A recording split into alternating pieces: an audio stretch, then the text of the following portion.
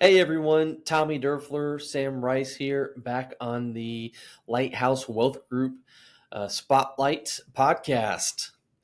Thanks for everybody joining. This is episode 7 for us, and today what Sam and I are going to be talking about is essentially women in wealth.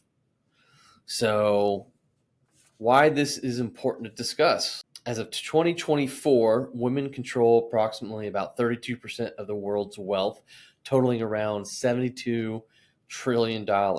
And there is a projected wealth transfer underway, with more wealth expected to be transferred to women than ever before.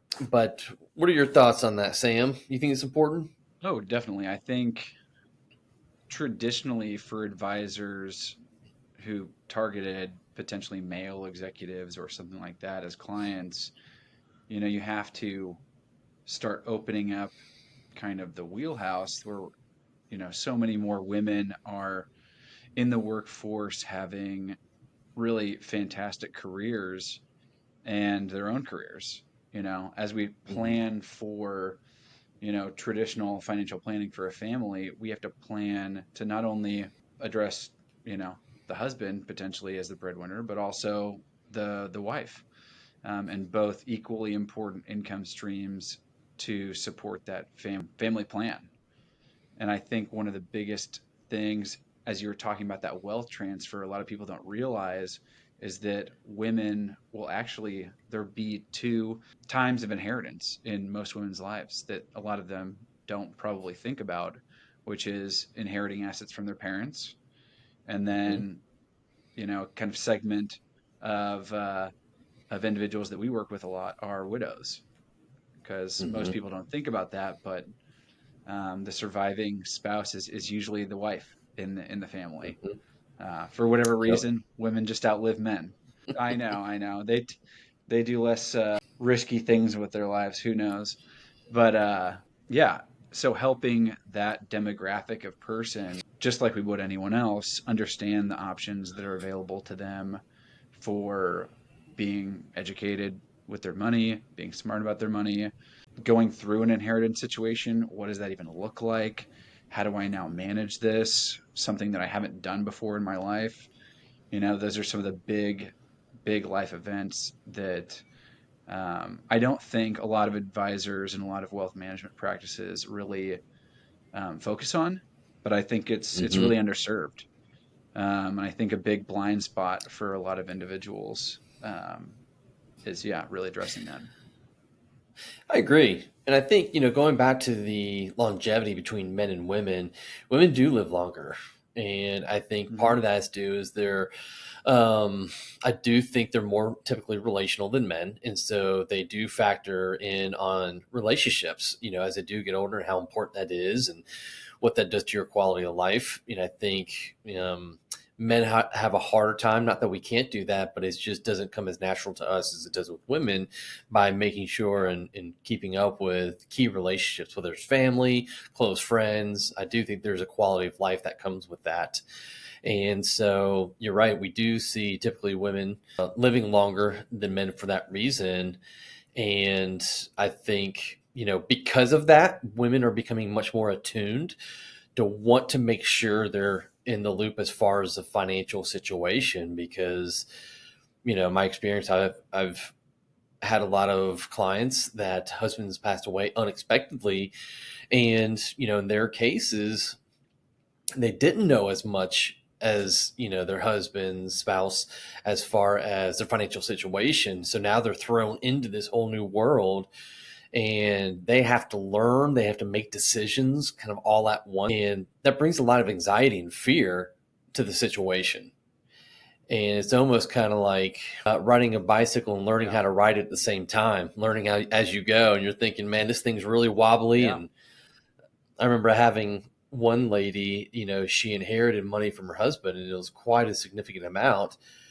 And her question to us was, can I go buy a new outfit? Do I, am I allowed to do that? It wasn't so much of a financial question. It was more of like almost a permission. Like, can I do this? Not Yeah. because they needed necessarily our permission, but it was a matter of, I don't know what this means.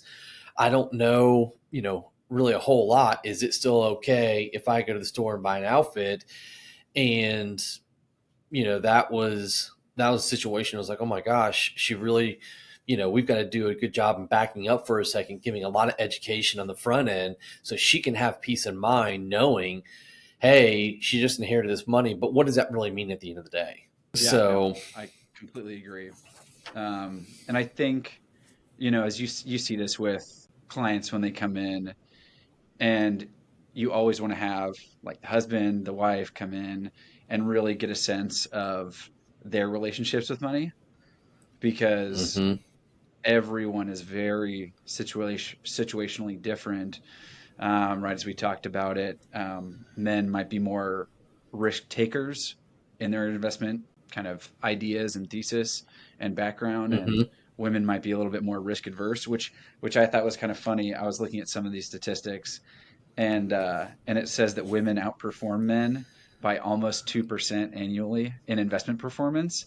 And it really doesn't surprise me, because if men are more risk takers, I can see so many more men taking, worse, more of a gamble investment kind of decisions, where women might be a little bit more dialed back and thinking more about the actual predictability of steady returns. And even the steady returns will probably outperform the men over the long term, because they won't have so many big dips in their account if they make a bad investment decision. and part of that That's too, No, I was just going to say, and I part feel of like I've experienced that in yeah, meetings as well.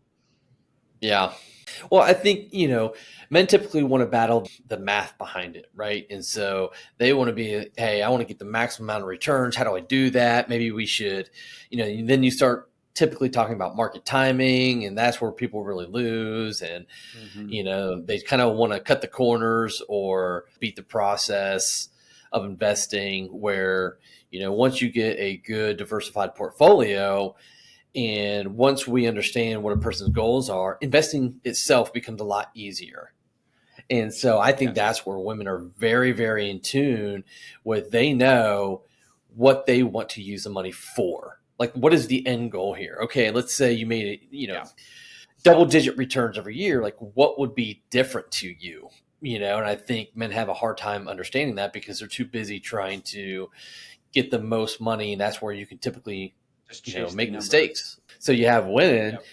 and they know, hey, money's a tool, but it's there to get me what I really want in life. What does that mean? That means relationships, right? It means family, typically.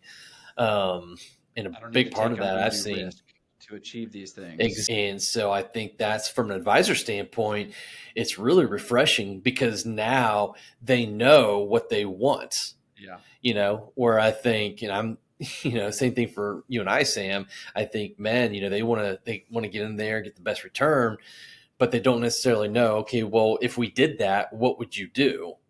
And now it's like, oh Yeah. yeah, I don't know. So women just are much more attuned to saying, hey, this is what really I value in life.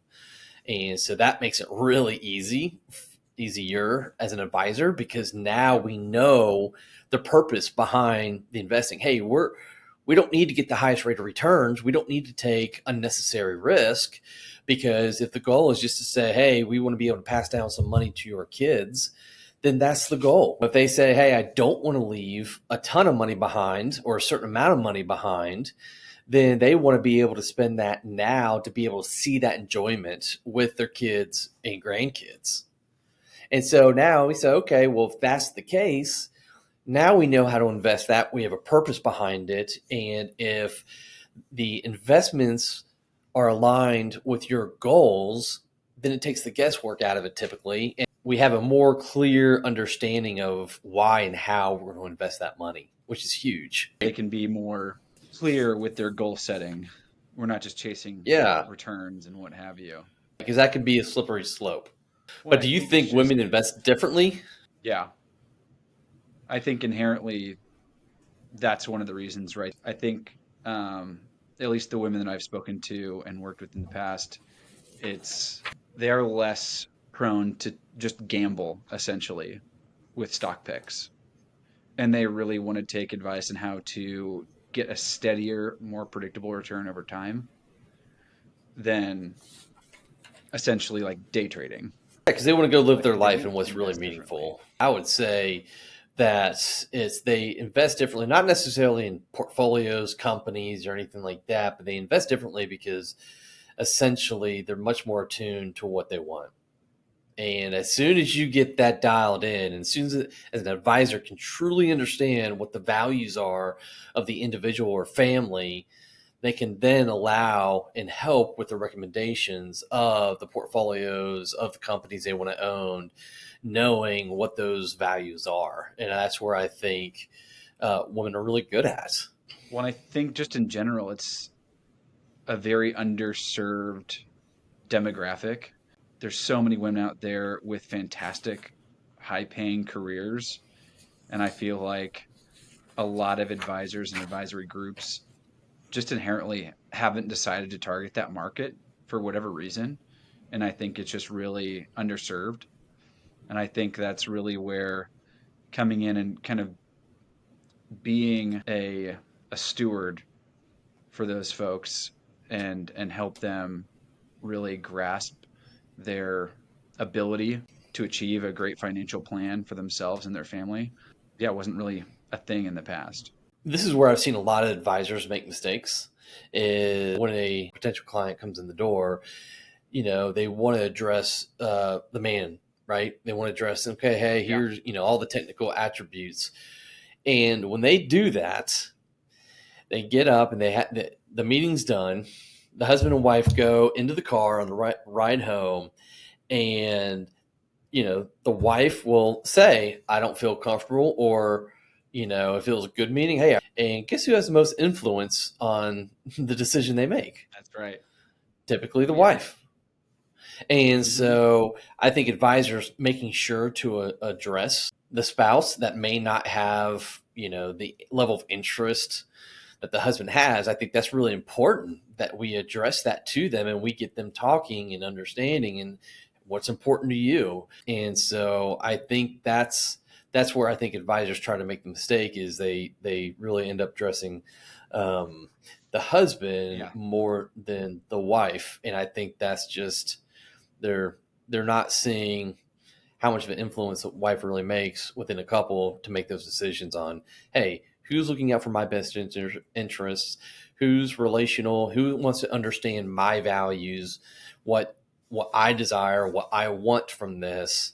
And if you're not paying attention to that, you're missing it. And then, if something happens to the husband and say there's a passing in the family, you're going to lose that woman, that spouse, as the client because they're going to go to somebody else who is listening to them. And honestly, I feel like successful women, entrepreneurs, business owners are some of the best clients. It's much more goals focused. And Hmm. successful women, business owners, business leaders, executives are great. Just they're just searching for knowledge and such good clients and typically take the advice better than a lot of men do. Because men want to focus on the technical aspect. Did we beat the market? Why or why not? And what do we need to do? And successful investing is not always about beating the market. Successful investing is about being able to grow your money in a way that is accomplishing your goals, and that's ultimately what matters. Because our industry is one where the market is ever evolving, it's always changing. And so what might be great today might not be great tomorrow. And so you go down this rabbit hole of trying to consistently beat the market and so on, where it's like, hey, listen, if we know what we're trying to achieve here, then we know you know how much risk do we need to take or not take. And at the same time, we know there's going to be ups and downs, but Warren Buffett, it's a long-term investing. You got to stay in the game. And that's where I Yeah, think a lot of women do a really good job. I really do. I couldn't agree more. And that's what I think is really important, especially when it comes to estate planning, because I think a lot of women, want to make sure they take care of the kids and grandkids. And I've been in a lot of meetings where, if you ask the wife, hey, what's important to you? A lot of times it's going to be their family and making sure the Yeah, kids and grandkids are taken care of first. And a lot of times they'll want to take care of that before even they want to take care of themselves. I know. Yep. I was just going to say that we've seen that in a couple meetings as well. And sometimes you got to have them pump the brakes a little bit. And you're like, well, you still got to live yourself. We still got to keep some for your own situation. But yeah. And Yeah. yeah, I mean, the family planning is really important. So making sure they understand the state plan documents, making sure we're reviewing that, saying, okay, hey, this is, based on these documents here, 5, 7, 10 years ago, that's might want to be important, but today, is that still important? And a lot of times the answer to that question is no. Things have changed or dynamics have changed. And you know what? We need to look at this to make sure that that aligns with making sure that they're taking care of family. If that's what their wish and desire is. And I think that's where, as you said before, a lot of advisors and groups fall short as they don't have that conversation go full circle throughout both spouses, all the family members. In the past, they would just have conversations with the husband, everything's all taken care of, blah, blah, blah, regardless of if their wife was working or not. And that was just getting taken care of, where we really want to involve both of those spouses in the conversation so everyone's always on the same page, nobody's feeling left out. Everyone's voice is important in this conversation, right? So Yeah, absolutely. And I think one thing advisors really have to make sure to take care of is how important of a role we play within those relationships, whether it's a divorcee, whether it's, recently mhm. widowed, the person that's recently widowed, a woman, I guess you'd say. I don't know. Or well, one who's recently widowed, but they really do lean on the relationship advisor to be able to help them. Yeah, And so I think that's something we've really, in our industry, we've really got to make sure to understand is how important that relationship is for them and what that means. And just like, the lady I talked about earlier, she didn't know a whole lot about her financial situation. So, we get a lot of questions around something that might be something simple to us, but has a yeah, huge effect on women, such as, hey, this is really what I want. This is what I really want, but can I afford this? Is this in the ballpark? Can I afford this? Can I not afford this? And we've just got to make sure as advisors, we're really doing the best job we can to understand how important those decisions are, not to us, because it might seem simple to us, but how important it is for them and how much they really do lean on our advice for some of those decisions.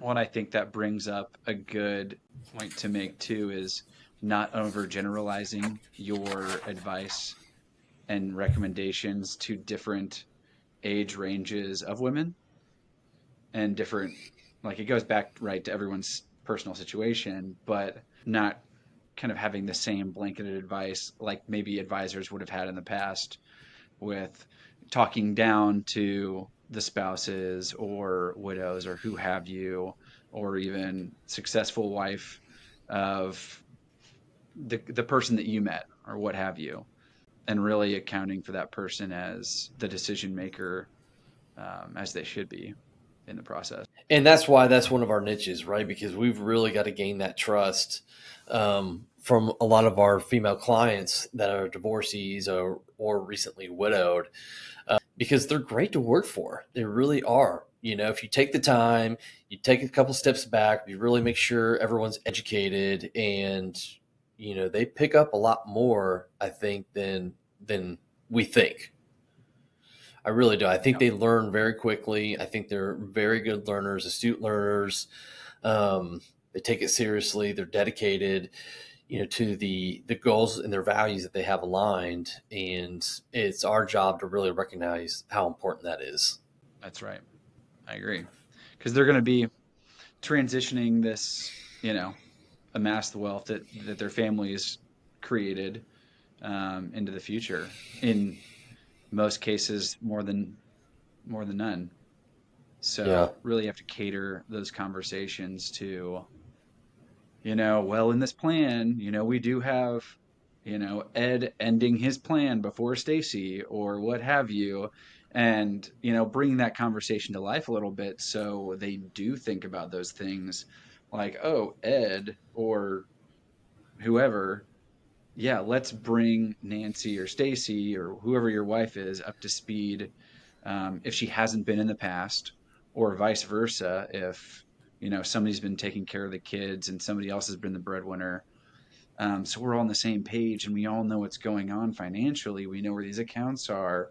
We know what's funding them. We know that we're covered with life insurance. We know that we're covered with disability insurance. We know that we've got our estate plan taken care of and everything is dialed up. And we've reviewed that with our advisors within the last 5 years. Having one spouse, regardless of what gender it is, just being the quarterback for all of this does nobody any good if Mm-hmm. that person's not around, because these are the realities that we're facing every day. We're blessed with today and we don't know what's going to come tomorrow. So us and our role as advisors is really taking that quarterback kind of role from them and us educating Mm-hmm. both of them so that they're both extremely knowledgeable about their own financial situation, their own goals, their own direction that they're going in, for the next 20 or 30 years. So if something were to happen, right, that's what we do in every meeting. We tie it all back to our goals. What are we trying to achieve? It's less about the returns. It's really about bolstering that family unit or that personal unit, towards goals and retirement and what have you. And at some point being able to pull the work plug, or maybe their goal is just becoming more confident about their own financial situation. I feel like that's the initial starting point for a lot of client conversations is, we don't really know what's up and what's down, which way to go. There's so much Yeah. information out there. And that's kind of like led right into this, but bringing couples up to speed together, right? Mm-hmm. So they're both understanding maybe for the first time their own financial situation together. Yeah, exactly. So, I mean, listen, there's no doubt that women are taking much more of an active role in Hmm. personal finances than ever before. And obviously, there's going to be a huge shift in this because I love what you said. They're going to be inheriting money twice, typically one from their Hmm. parents and then one from their spouse. That's extremely important. And then they're having a much more or bigger role in the workforce, and so Ah, they're going to be able to, they're becoming much more breadwinners more often now than they ever have oh yeah, before. And so I think it's the role of an advisor to really take notice of that and really understand that and make sure that we're making sure that we help them understand this world of finance, this world of investments, that if they don't have knowledge or any education on that, and making sure it's being attuned to what their desire, their wishes, their values are, and making sure the investments are reflecting what they truly want. And so, um, I think they're great investors. The fact that they make 2% more typically in returns than men, man, I love yeah. that. I could Kind of easily doesn't see surprise that. me. Yeah. Yeah, exactly. And so I hope our industry really recognize that, advisors really recognize that, and really make sure they're understanding and getting attuned to that shift in wealth. That's Profession. exactly right. Major Yeah. shift in wealth in regards to that. I think that's a well rounding of the topic.